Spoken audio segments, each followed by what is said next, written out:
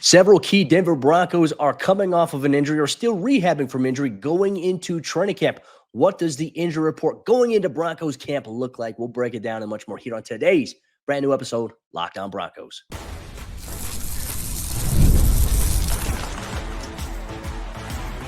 You are Locked On Broncos, your daily Denver Broncos podcast. Part of the Locked On Podcast Network, your team every day. What's up, Broncos Country? Welcome into another episode of Locked On Broncos, your daily Denver Broncos podcast. Part of the Locked On Podcast Network, your team every day. Just once again, thank you so much to all the everydayers out there in Broncos Country, those who take time to make us your first listen of the day every single day. We appreciate you so much. You can get the show for free on YouTube or wherever you get your podcast. But what does the Broncos injury report look like going into training camp? You've got players who are dealing with injuries during OTAs and minicamp.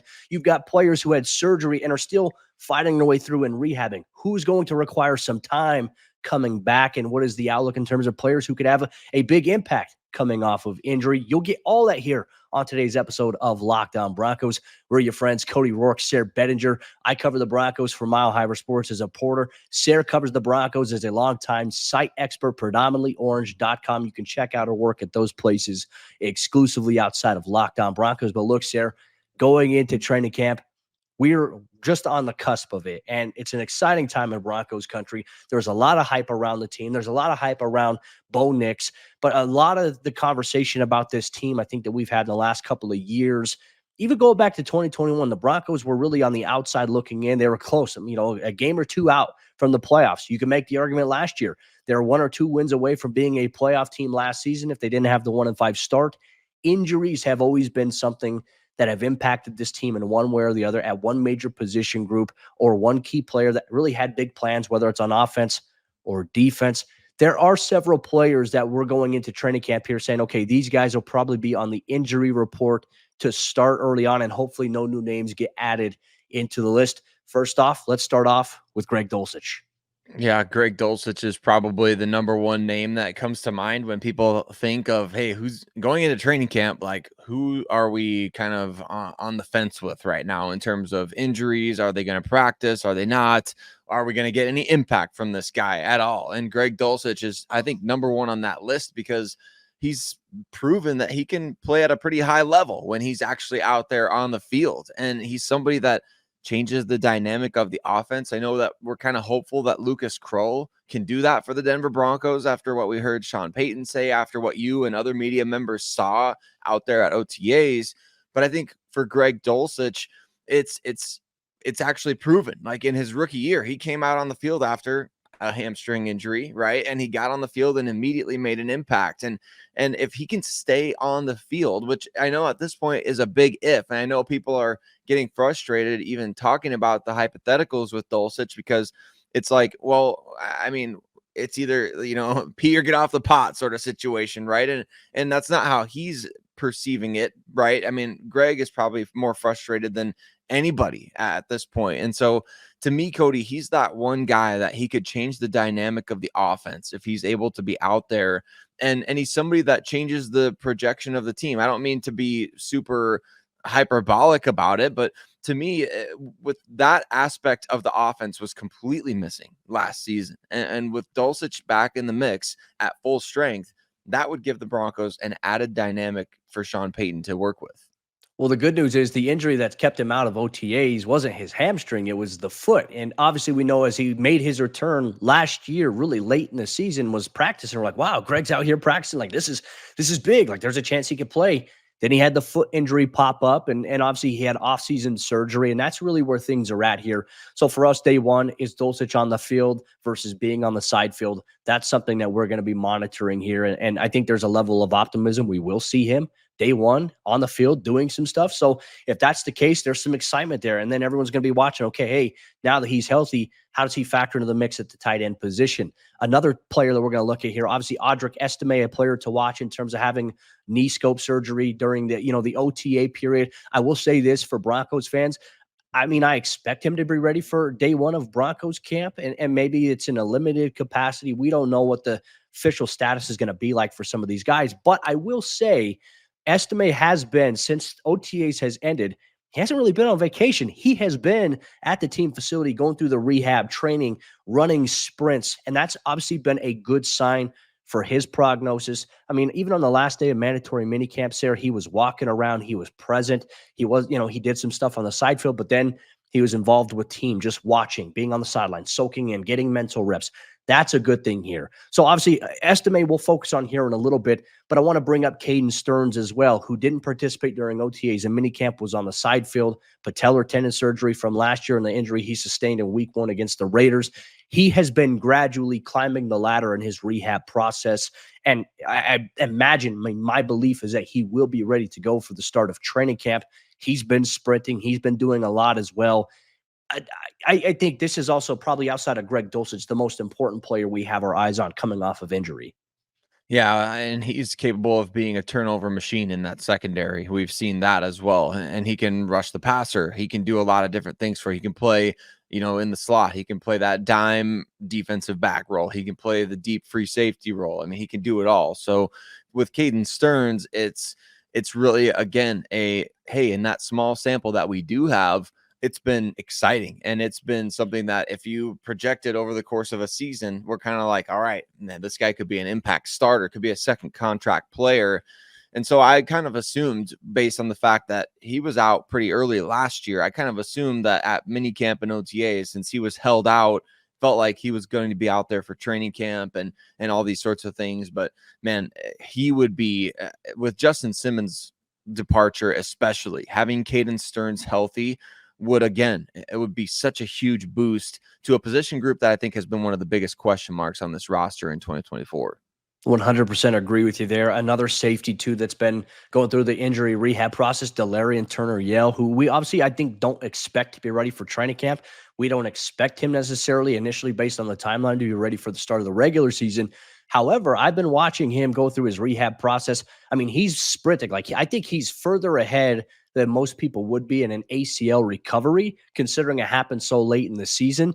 But I think the Broncos are going to be smart with him. I think he'll start the year on the PUP list, but it is something that we will monitor here. And really kind of going out of the last day of minicamp, Josh Reynolds did not participate due to having a contusion or a strain, is what Sean Payton had said. I'm curious to see if that's something that's going to linger or if that's something that's fully healed for him going into camp. Obviously, he had a very impressive OTAs offseason program for him. So these are things that we're monitoring going on throughout the way here on Locked On Broncos. And look here, Broncos Country, our conversation on the injury side of things is going to continue because while some of these players are coming off of injury or have been on the field despite coming off of an injury, who might need some time, who might need some days off during training camp, we'll look at those players and much more here on today's episode of Locked On Broncos. Today's Locked On Broncos is brought to you by our friends over there at eBay Motors. Passion, drive, and patience, the formula for winning championships, is also what keeps your ride or die alive. eBay Motors has everything that you need to maintain your vehicle and level it up to peak performance. Superchargers, roof racks, exhaust kits, LED headlights, and more. Whether you're speed, power, or style, eBay Motors has you covered. With over 122 million parts for your number one ride or die, you'll always find exactly what you're looking for. And with eBay Guaranteed Fit, your part is guaranteed to fit your ride every time or your money back. Because with eBay Motors, you're burning rubber, not cash. With all the parts that you need at the prices that you want, it's easy to make your car the MVP and bring home huge wins. Keep your ride or die alive at ebaymotors.com. Once again, that's ebaymotors.com. Eligible items only. Exclusions apply. eBay Guaranteed Fit. Only available to U.S. customers. Today's Locked On Broncos is also brought to you by our friends over there at LinkedIn Jobs. When you're hiring for your small business, you want to find quality professionals that are right for the role. And that's why you have to check out LinkedIn Jobs. LinkedIn Jobs, they have the tools to help find the right professionals for your team faster and for free. LinkedIn isn't just a job board. LinkedIn helps you hire professionals that you can't find anywhere else, even those who aren't actively searching for a new job but might be open for the perfect role. In a given month, over 70% of LinkedIn users don't visit other leading job sites. So if you're not looking on LinkedIn, you're looking in the wrong place. 86% of small businesses on LinkedIn get a qualified candidate within 24 hours. Hire professionals like a professional on LinkedIn. LinkedIn knows that small businesses are wearing so many hats and might not have the time or the resources to hire. LinkedIn is constantly finding ways to make the process easier. They even just launched a feature that helps you write job descriptions, making the process even easier and quicker. So post your job for free at linkedin.com/lockedonnfl. That's linkedin.com/lockedonnfl to post your job for free. Terms and conditions apply.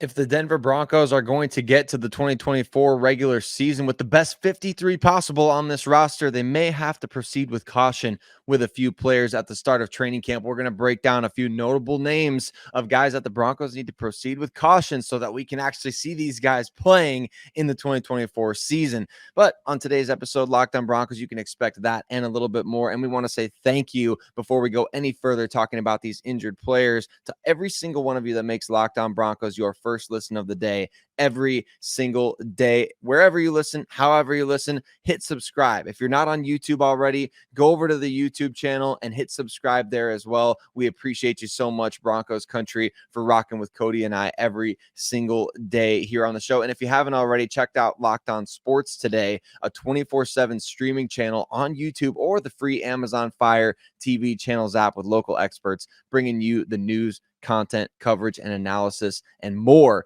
Everything that you want streaming on YouTube or the Amazon Fire TV channels app. Cody, let's talk about some players that need to be maybe proceed with caution. Maybe if I'm dreaming up a scenario, Sean Payton, he's got the whiteboard in his office and he's got the roster, he's got the depth chart there. Maybe there's a red dot next to these players' names. Maybe there's an asterisk next to these players' names because there's a few guys that the Broncos just, and I know we've touched on a few names already. There's some guys that the Broncos just, the goal needs to be get this player to week one and make sure that they're able to play, make sure they're able to at least be on the 53-man roster and not on injured reserve. Let's start off by talking a little bit more about Audric Estime.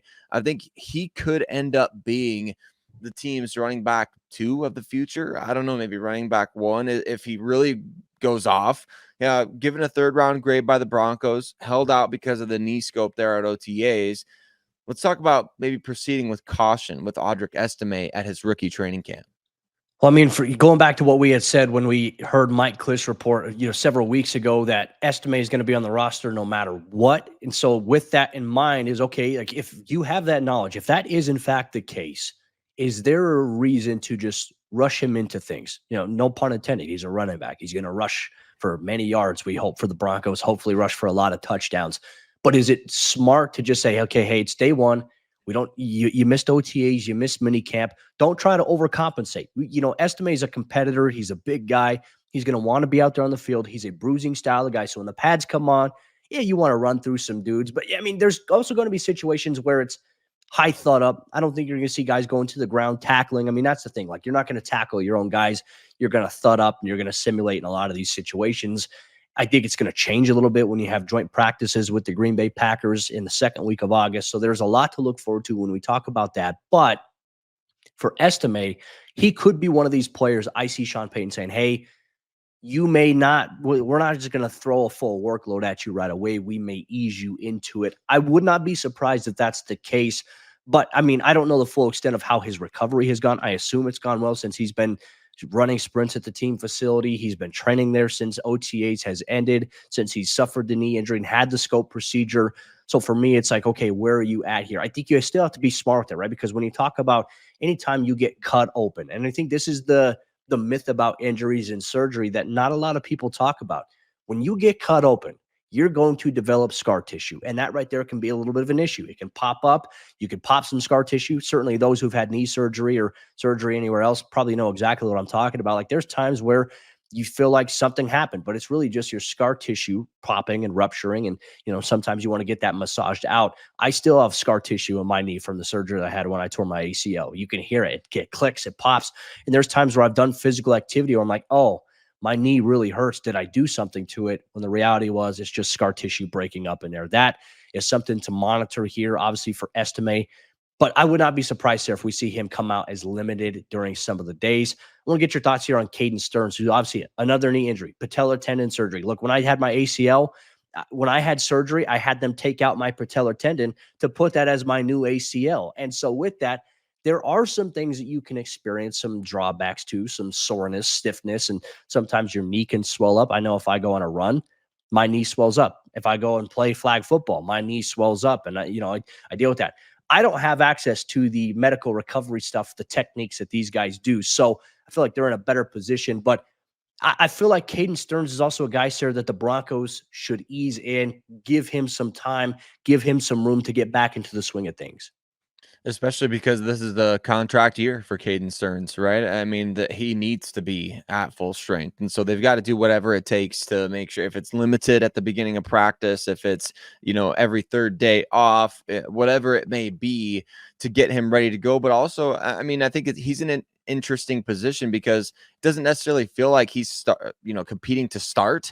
That seems to be PJ Locke and Brandon Jones, but at the same time, he could still play 500 or more snaps this season easily. And so it doesn't necessarily matter that he may not be a starter. I think that he needs those on-field reps in this defense because we just didn't see him out there a ton last year. And by the way, if you're going to Broncos training camp, you see number 23 out there in the secondary. That's now Caden Sterns. He's no longer wearing number 30 this season. So I think he's one, Cody. To me, another guy is Tim Patrick. I don't know exactly what the Broncos are planning on doing with him after. What did you observe at OTAs and minicamp with him? Like, I know that there was a little more consistency there at minicamp. You guys saw one practice at a time during OTAs. What do you figure is going to be the case for Tim Patrick as he works his way back? Yeah, great question. Because remember, we did an episode following one of the OTA practices where mandatory minicamp where Tim was full go and he had a great day. And we're like, all right, hey, because of this, maybe we'll see him have a day off tomorrow just so the Broncos can be on the safe side. Not a day off. Was out there for 2 consecutive days. So is that going to be the theme here for Sean Payton? Whereas I think we might see a situation. I mean, he did this with Javonte last year, if I'm not mistaken, where Javonte would go 2 straight days of practicing, get that 3rd day off. And obviously they're going to be smart. Tim's a veteran player coming off of a major injury. Sean has emphasized this with players that have been injured. And I think when you have a player who's been a vet, who's also coming off an injury, you're going to be smarter because what's the ultimate goal here, Sayre, for Tim? It's to get these guys to the regular season. Tim's roster spot is not in jeopardy at this point. Caden Sterns' roster spot, not in jeopardy. Audric Estime's not in jeopardy. So the smart thing is, hey, you obviously need training camp. You want to get maybe some reps in the preseason, but you need to get to the regular season. It's getting to where everything matters here. To me, that's the most important. So I think that for a guy like Tim, we'll probably see a couple days of practice, maybe a veteran's day off here and there. Same thing with some of these other guys too that maybe aren't injured. You're going to see the vet days for maybe guys like Samaje Perine, though I would maybe err on the side of caution with that because Samaje's in a position battle. I don't think he's going to want to have a veteran day off at this point because he's competing for a roster spot. These other guys that we've talked about, not so much. But like maybe we could throw Greg Dulcich in here as well, like coming off of injury. His spot is largely in question this year because of the emergence of Lucas Kroll. And obviously Denver didn't go out and make a lot of moves at tight end, which I think has a lot of people saying, not sure, are they comfortable with the room as it is? Do they expect Greg Dulcich to stay healthy? I still think his roster spot is in question if he's not on the field. And we have to remember last year during training camp, he wasn't getting first team reps. He was getting second and third team reps last year. Something to monitor there here for the Broncos as well. But out of all these players that we have talked about in terms of who's been injured, who's coming off of an injury, who do we think can have the biggest impact coming off of injury this upcoming season? We'll break it all down here on today's episode, Locked On Broncos. This show is sponsored by BetterHelp. Comparison is the thief of joy, and it's easy to envy other people's lives. It might look like they have it all together on their Instagram or their social media, but in reality, they probably don't. A lot of us don't. Therapy can help you focus on what you want instead of what others have so that you can start living your best life. I've utilized BetterHelp therapy in the past. About 2 years ago when I started a new job, a new career, I had a lot of anxiety about it. I use BetterHelp not only for my professional life, but also for my personal life to deal with things like stress and anxiety. I got matched to a therapist within minutes of filling out a survey. I did a one-on-one with my therapist, vibed really well with her, so I decided to stay with her. But if you have an experience where you don't mesh well with your therapist, you can change them at any time at no additional cost to you within BetterHelp. So if you're thinking of starting therapy, give BetterHelp a try. It's entirely online. It's designed to be convenient, flexible, and suited to your schedule. So stop comparing and start focusing with BetterHelp. Visit BetterHelp.com/lockedon today to get 10% off your first month. Once again, that's BetterHelp.com. BetterHelp, HELP.com/lockedon.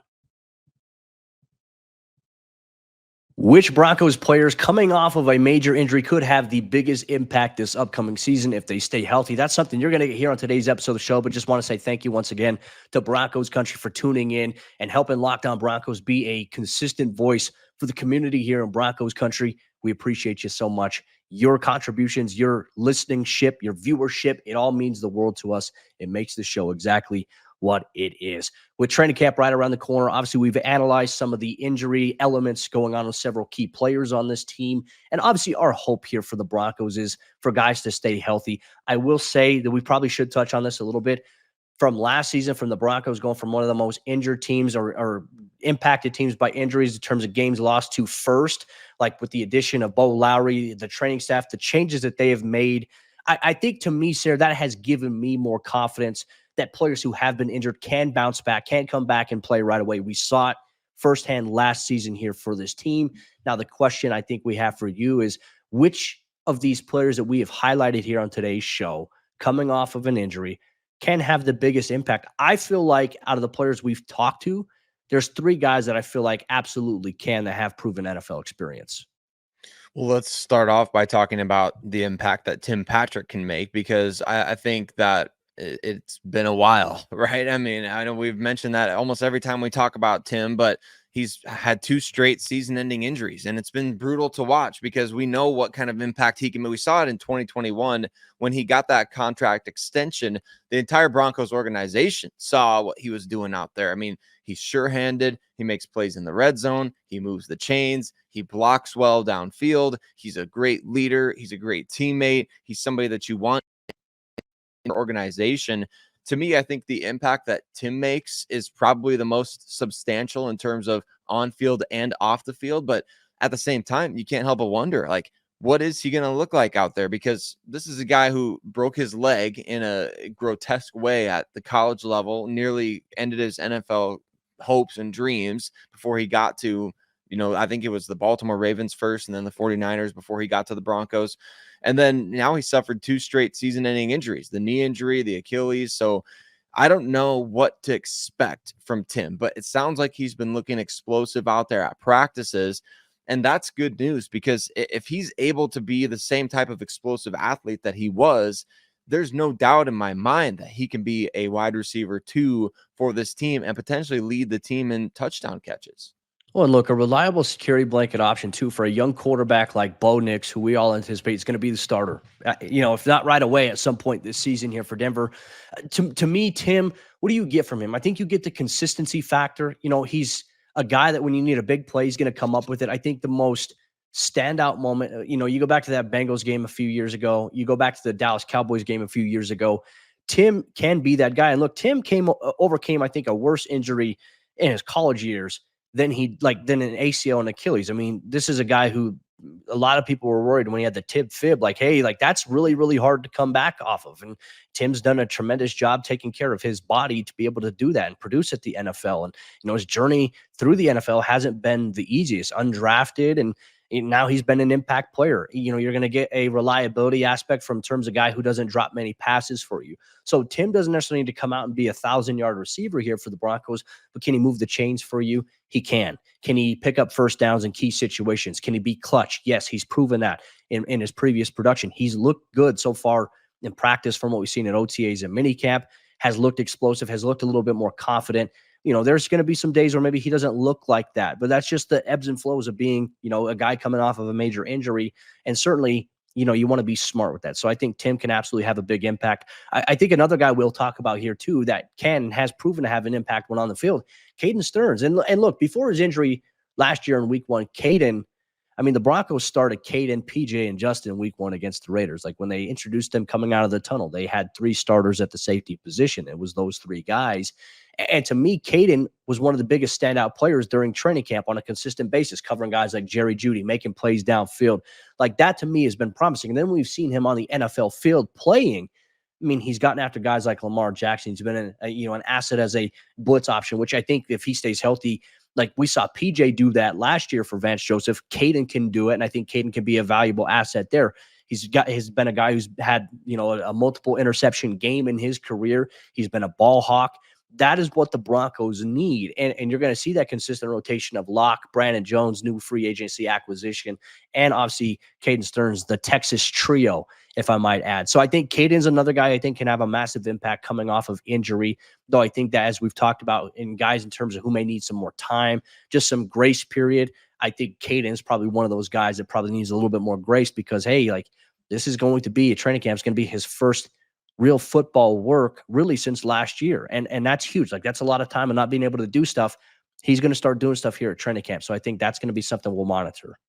You want to see him get to that second contract with the Broncos, whether it's a big money deal over the long term or whether it's, hey, we saw enough this year, like let's do a 2-year deal and see how things continue to go. We'll throw a bunch of guaranteed money at you and get him to that point because this team lacks, right? I think one of the biggest reason why people are down on the Broncos, Cody, is because they lack this sort of long-term clarity or like even this window of the next 3 to 5 years clarity. And Caden Sterns can be a big part of that. He can be somebody that, okay, you cut Justin Simmons. Now we see why. That's part of the thing that I think the Broncos have that at a lot of different position groups on this roster is like, well, you cut Russell Wilson. Why? You traded Jerry Jeudy. Why? You cut Justin Simmons. Why? You let Josie Jewell go. Why? There's a lot of these questions because we don't know who's going to necessarily step up in the place of those players.